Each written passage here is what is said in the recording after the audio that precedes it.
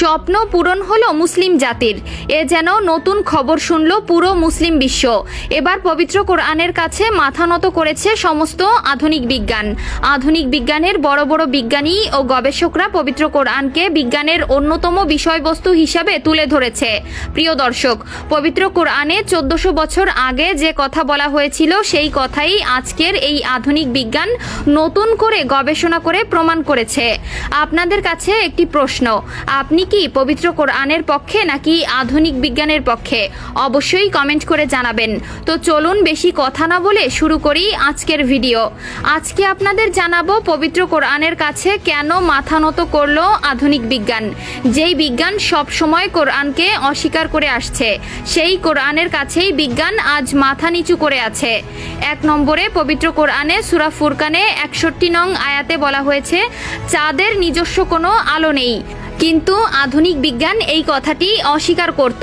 এখনকার আধুনিক বিজ্ঞান কয়েক বছর আগেই জেনেছে চাঁদের সত্যি নিজস্ব কোনো আলো নেই। 2 নম্বরে পবিত্র কোরআনে সূরা কিয়ামার 3 ও 4 নং আয়াতে বলা হয়েছে, মানুষের আঙ্গুলের ছাপ দিয়ে মানুষকে আলাদাভাবে শনাক্ত করা সম্ভব, যা আজকের আধুনিক বিজ্ঞান প্রমাণ করেছে এবং এর প্রধান সাক্ষী আমরা নিজেই।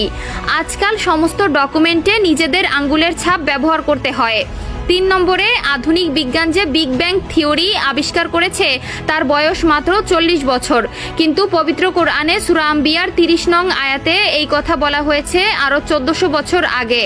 4 নম্বরে পানি চক্রের কথা বিজ্ঞান জেনেছে বেশি দিন হয়নি, কিন্তু সূরা জুমার 21 নং আয়াতে 1400 বছর আগেই পানি চক্রের কথা বলা হয়েছে।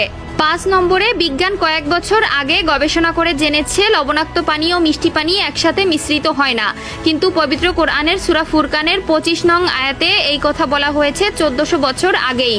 6 নম্বরে ইসলাম মদকে হারাম করেছে। চিকিৎসা বিজ্ঞান বলছে মদ পান লিভারের ক্ষতি করে। 7 নম্বরে ইসলাম শূকরের মাংসকে হারাম করেছে। আধুনিক বিজ্ঞান বলেছে শূকরের মাংস লিভার হার্টের জন্য খুবই ক্ষতিকর, যা মানুষকে হঠাৎ মৃত্যুর দিকে ঠেলে দিবে। সুবহানাল্লাহ। 8 নম্বরে মানুষের জন্মতত্ত্ব বরুণ তত্ত্ব সম্পর্কে বিজ্ঞান জেনেছে কয়েক বছর আগে, কিন্তু পবিত্র কোরআনের সূরা আলাকে এই বিষয়ে বলা হয়েছে আরো 1400 বছর আগে।